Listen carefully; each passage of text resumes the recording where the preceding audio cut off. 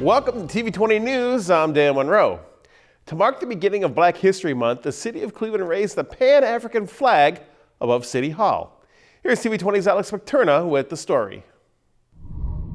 First celebrated in Ohio by Kent State University students in 1970, Black History Month has gone on to be accepted by communities and countries across the globe. Every year at the beginning of February, the city of Cleveland raises the Pan-African flag above City Hall, representing people of the greater African community and to symbolize Black liberation in the United States. Afterwards, attendees were invited into City Hall to continue the celebration with traditional African music and a performance of Lift Every Voice and Sing. May we forever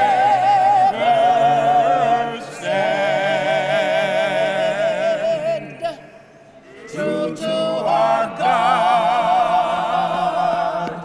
true to our native land.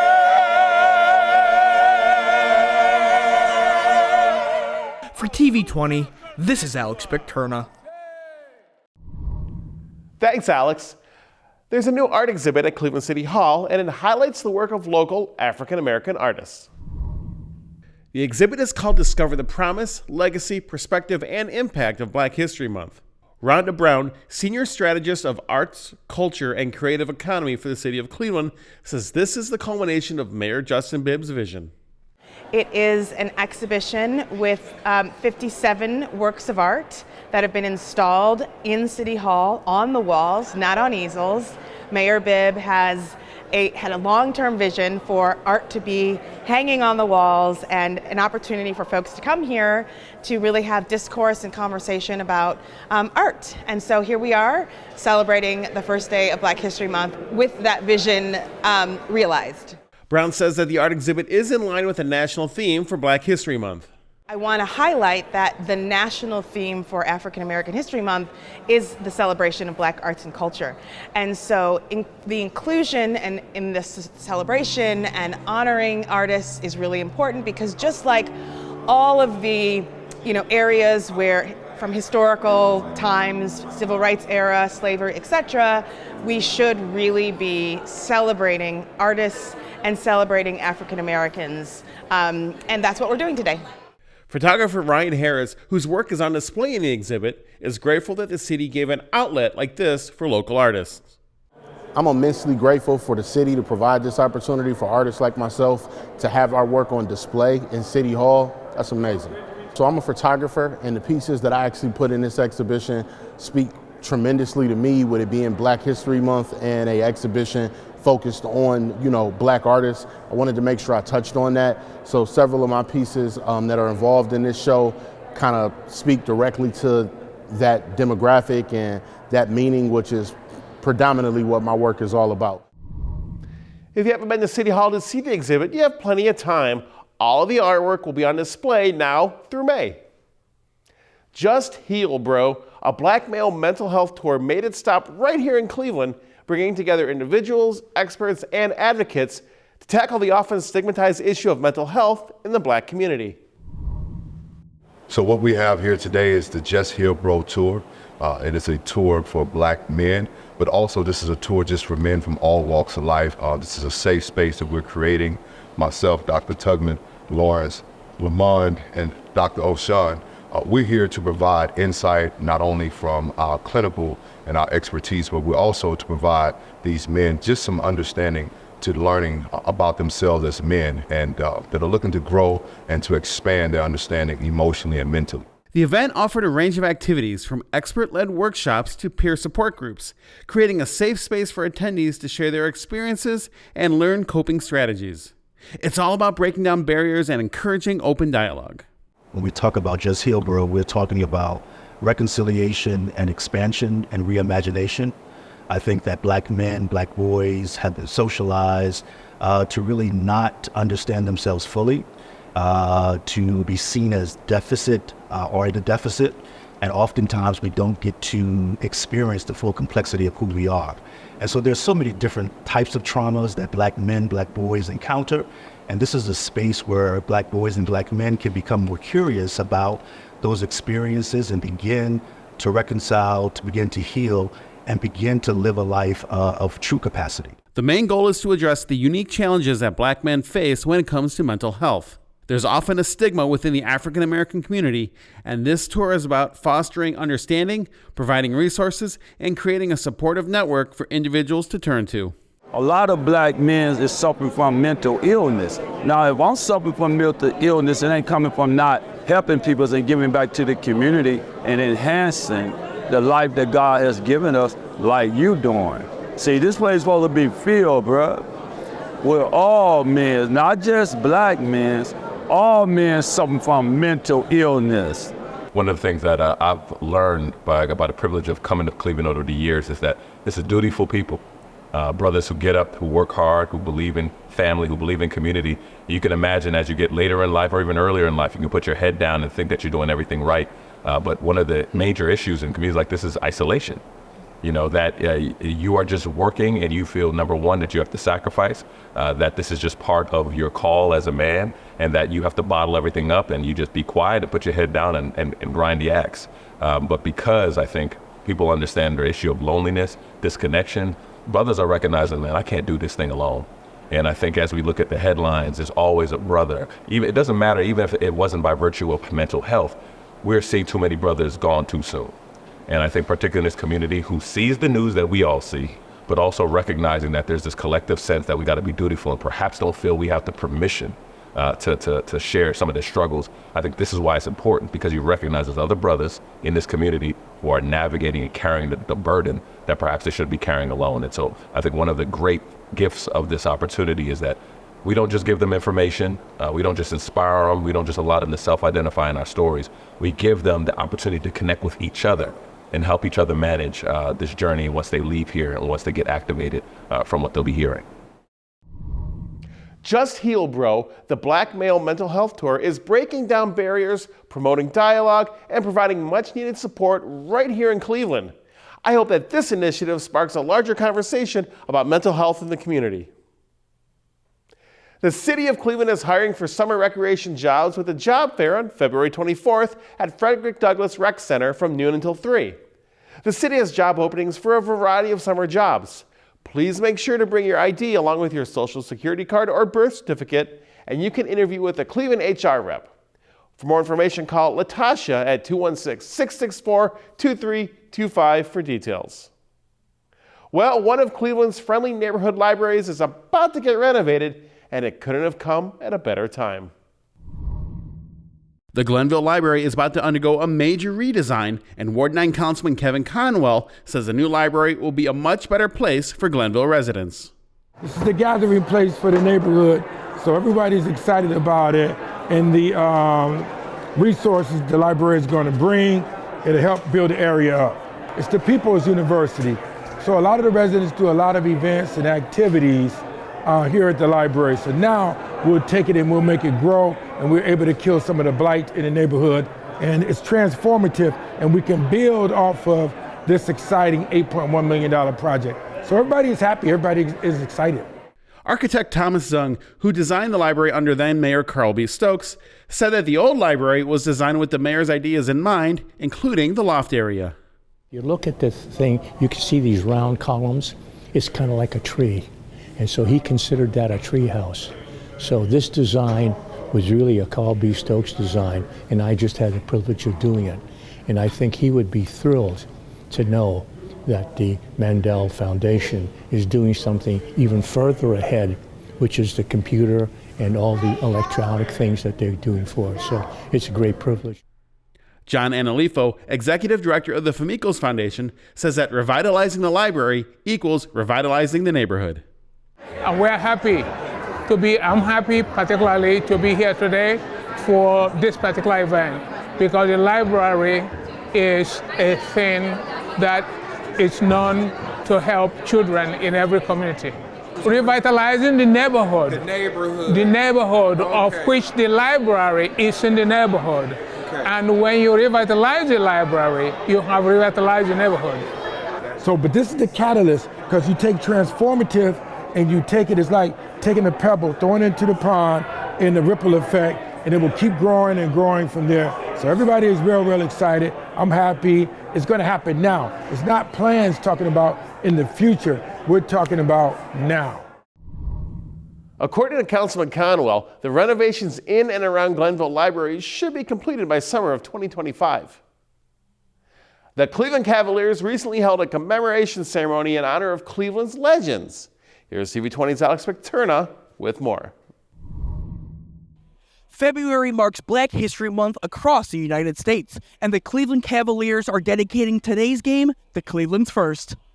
Cleveland's First is the celebration of Black athletes and leaders from throughout Cleveland's history who broke cultural barriers and went on to leave their marks upon Cleveland and the world for generations to come. Kevin Clayton, VP of Social Impact and Equity for the Cleveland Cavaliers, believes it is the duty of organizations like the Cavaliers to teach the message of resilience that those they honored at the event brought to their cities and communities. Over the years, as we have done research on athletes that have broken color barriers, what we identified is over and over again across the 4 major sports leagues, as well as amateur sports, that those folks have been from Cleveland. So when you think about the fact that the NFL, color barriers that were broke, you have Marion Motley and Bill Willis. When you think about the NBA, the fact that Wayne Emery was the first Black team president in the NBA from Cleveland. When you think about Blake Bolden, she was the first Black female hockey player in the AHL, and she's also was the first Black scout for an NHL team. So we have a number of athletes or former athletes' families that are here representing, and we just want to give homage to them during the Black History Month, which we call Black Heritage Celebration. The story's not been told before. Even the families didn't know. And when you think about the long history in Cleveland of athletes that are great athletes, the fact that we have Black athletes here in Cleveland that broke these color barriers, so we wanted to raise that up to let the world know. It means so much to the families, and we have family members represented for all the families that I referenced. 9 different families that are represented for each one of them breaking the color barrier. So it's an important story to be told. So it's part of the history of Cleveland. It's part of the sports history across the globe. For that next Cleveland First, what I want to share is that you have heroes and sheroes that are from Cleveland that you can stand on their shoulders to do anything that you want. You won't be the first to have walked through the door of being first. You will be able to stand on the shoulders of others. I got to speak to my own Ohio's First, as Kyle Stone is the first African American to be elected as a public prosecutor in the state of Ohio. You know, when I ran, it was just because I wanted to serve the people.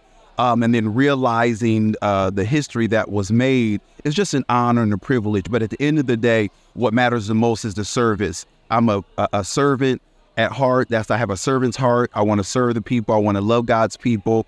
And I enjoy doing it. It's been a pleasure and an honor, and I want to continue in that pathway. Keep dreaming. Keep doing what you need to do. Strive for it.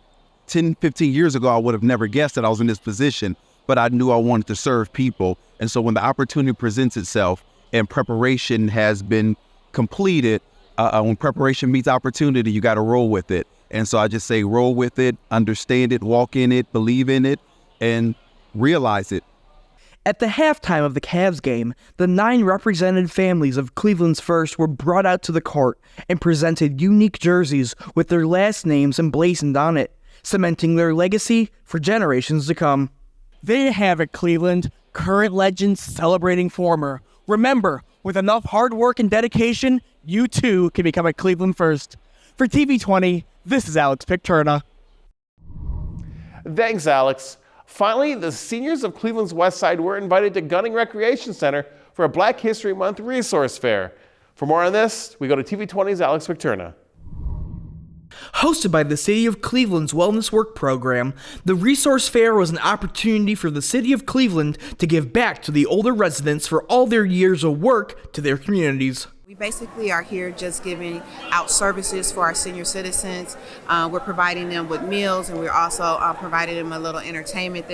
Pretty shortly they're going to be learning how to line dance and just giving them some exercise and giving them some love that we should be doing for our seniors. And let's face it, if they're not here, then we're not here.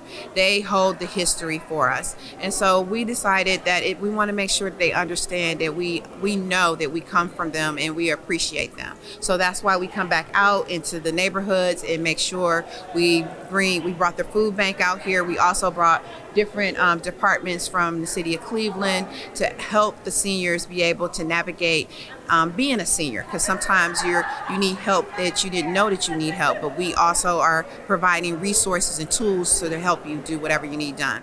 Organizations like Cleveland Water and Cleveland Public Power were present to assist residents with their utilities if needed.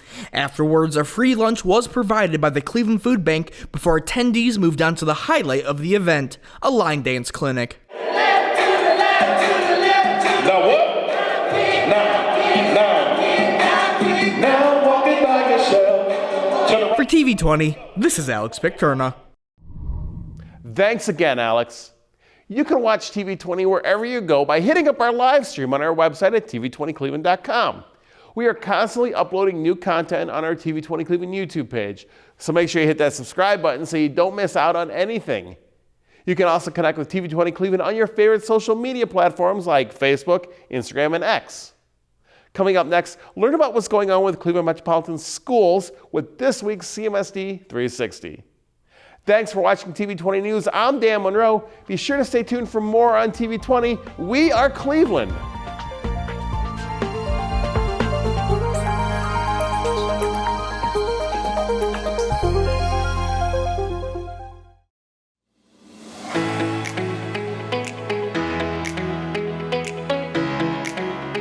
Hello, I'm Darielle Snipes with the CMSD News Bureau. Welcome to CMSD 360, a look at news happening around the district for the week of February 11th. Senate League basketball playoffs for boys and girls are scheduled for Monday. For times and locations, please go to clevelandmetroschools.org/Senate League. Then on Wednesday, the boys and girls Senate basketball championship games are scheduled to take place at Rocket Mortgage Fieldhouse. The girls' game is up first at 2 p.m. and the boys will take to the court beginning at 3:45 p.m. The school choice website opens on Monday at 5 p.m. for families with students in kindergarten through 12th grade to select a school for the 2024-2025 academic year. CMSD allows students to attend any school in the district, regardless of where they live. For more information and to select a school, go to choosecmsd.org. The selection process will end on March 22nd at 5 p.m. The Board of Education will meet for its monthly work session on Tuesday at the Garrett Morgan High School campus, located at 4600 Detroit Avenue. The meeting will begin at 6:30 p.m. and will be live streamed on the district's Facebook and YouTube pages. CMSD is going red on Valentine's Day for the 10th anniversary of the Communicate with Heart campaign.